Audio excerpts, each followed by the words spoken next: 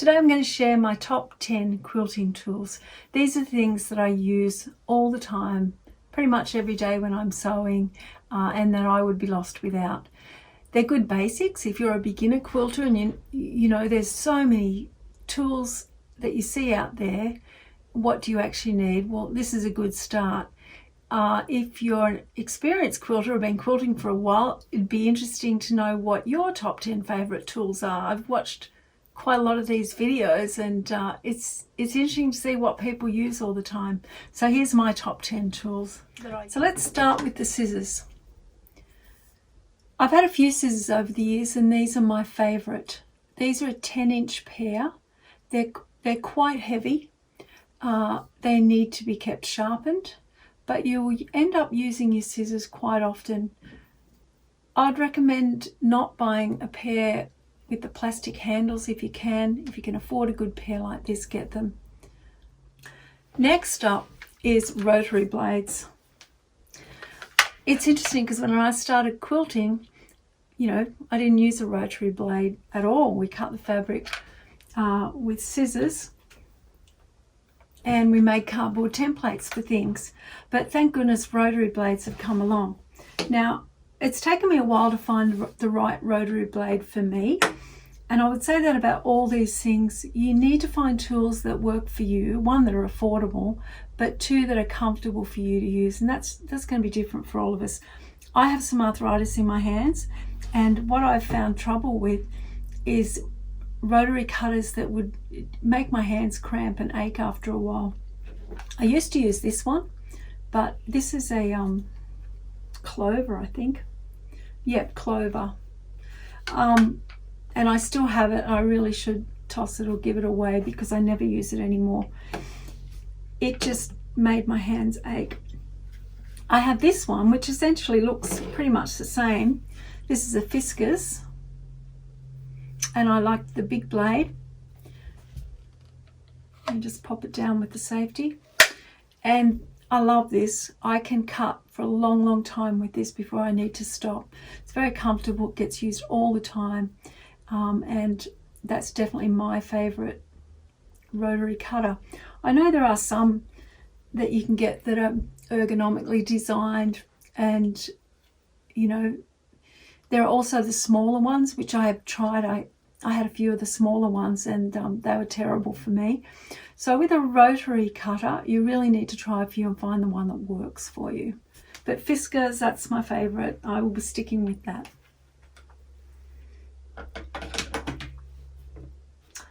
Okay, so quite a few years ago, someone recommended this to me, and I love it. I use it all the time. So it's a seam ripper. It's quite weighted, and it's got this lovely smooth enamel coating. And there was a group of us, we were doing some charity sewing together online, and one person found them. We all ended up buying them, and it was from a man in Australia that makes these. I've looked for him since then online to try and buy it again for friends, for gifts, but I haven't been able to find it. So a seam ripper is something that you're going to use a fair bit of, unless you're really, really good and don't make many mistakes. Get one that is comfortable in your hand. Get one that's not going to break all the time. And if you can find a good weighted seam ripper like this, I'd really recommend you get one. The other thing with your seam ripper is to remember that the little red ball goes on the top, not the bottom. It made quite a difference when I discovered that. That's one of my absolute essentials, and I love this. Pins. So going from sewing clothes and that sort of thing, which is, you know, what I did as well, I would use these type of pins. Hope you can see that. Or these little pearl head pins. And what I found with quilting is they can be difficult to see, and I have lost pins in a quilt. So when I've been quilting it, and I've actually found a pin inside the quilt that slipped through. And so what I changed over to was these flathead pins. And so that just lays flat on the fabric. I also like these come in lots of different colours, so they're really easy to see on a multicoloured quilt because you can choose a different colour to the piece of fabric that you're pinning. And I have lots of them and I use them all the time. So flathead pins is what I use to pin my quilts with. I have bought some little bent safety pins to try, but I haven't used them yet.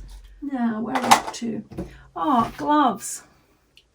Quilting gloves. Now it's interesting, actually I'm going to do a video tomorrow on saving money on your quilting supplies, and I'm going to give a cost breakdown on some of the things that I use all the time and just how much markup they have. Gloves is a really good example. So you'll often see quilting gloves for sale, and I've seen them as high as like $36, $45. Okay, often they're around $14, $15, depending on where you look. I bought these in the reject shop, which is like a $1, $2 shop. This, you know, quite inexpensive. And they're gardening gloves, and they cost me $2. And I've got a couple of pairs of these, and I use them all the time. The reason you use them when they're feeding the quilt through your machine is it really helps. This rough surface just helps give you a bit more grip on the fabric to move the fabric through the machine, because it can be quite tiring if you're quilting a huge quilt. And so I quilt on my domestic machine. It's a lot of weight over a long period. So I'd really recommend that you find a good pair of inexpensive gardening gloves. Save yourself a fortune, and that's one of my absolute essentials. Quilting clips.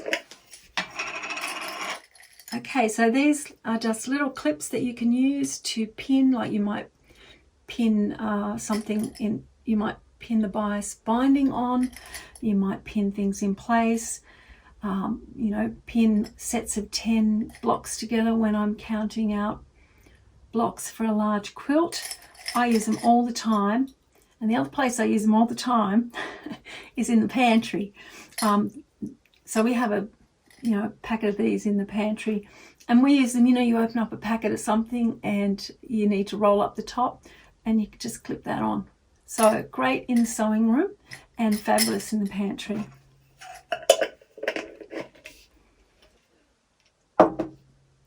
What else? Oh, and I've lost count, but I did have 10 things. Good thread. I use Gooderman thread. I really like it. I've had problems in the past when I've been quilting with thread breaking, and I changed over to Gooderman thread and I just love it. So that's what I use for all my sewing, and it's worth the price for me. And yeah, I love it. I can recommend it. That's the only thread that I use. Oh, this little thing, a little thread cutter. Now, when you're making lots and lots of blocks and you've chain pieced, you know, a whole stack of pieces together and you need to cut them apart, these are really handy. So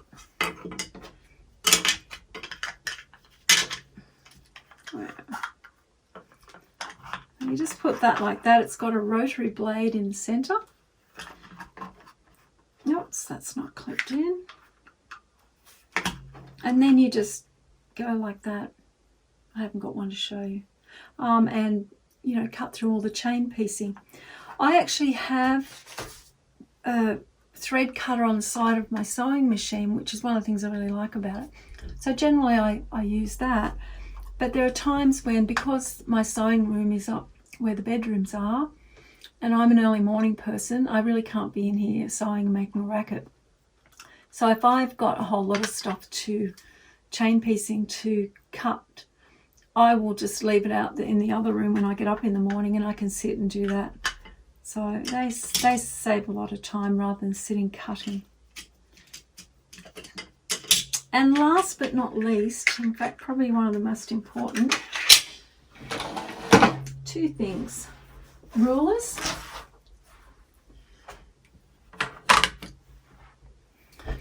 I have a lot of rulers, but these are the two rulers that I could do all my quilting with just these 2 rulers. The other rulers are nice extras, okay? So especially if you're starting quilting and you're seeing everywhere, you know, this ruler will save you time, and they cost a lot of money. If you're a beginner quilter, just wait for a while, learn a bit, get used to doing things without the fancy rulers, and see what you're interested in before you spend that much money. So this is my 6.5 inch square, and that's just a great size for me. Often if I'm doing smaller blocks, I've got washi tape, and I'll just mark it out on here so that it's easy to, you know, trim the smaller blocks. So my 6.5 inch ruler and my 6.5 by 24, and I'm sure this is probably almost everyone's mainstay of a ruler. Yeah. So they're the two absolutely can't live without rulers, and the ones that you can do everything with. Now cutting mats, yeah, you really only need 1 cutting mat, and I use this size. I like this. This is just marked with inches and centimeters, and we've got our angles on it. I swap the different sides, and I do clean it, but it's not really that clean today. So that size is good because it fits on most tables. It's not too big, because but I also you know, that's really all you need is that one. Next up is this size is great, again for the reason that I can just take this out somewhere when I'm cutting small blocks, and it doesn't take up much room. And then I guess, look, my luxury treat in terms of mats that I would not like to have to live without is this little mat here. This is a Fiskars mat, and I hope you can see it there, and it turns. And oh gosh, I really like this when you've got maybe 40, 50, a couple of 100 blocks to trim, and you know, you're sitting here, and instead of having to turn yourself or pick up and turn the block or turn a big mat, you just trim, turn, trim. Really, really love this little mat. So that to me is, if you do the kind of quilting where you make a lot of small blocks, this is really great. Okay, so that's my top 10 quilting tools that I use all the time. I'd love to hear about what you use, what's different to me, and what's similar. Tomorrow's video I'm going to show you how I've saved money on quilting supplies by shopping online rather than shopping at the quilt store all the time. Don't worry, I do support local quilt stores, but there are some things, they're just so way overpriced, and in Australia fabric's extremely expensive, so any little thing you can do to save you some money helps. So that's tomorrow's video. Let me know your thoughts on quilting tools, what your essentials are. Thank you for watching. If you enjoyed it, think about subscribing. See you tomorrow.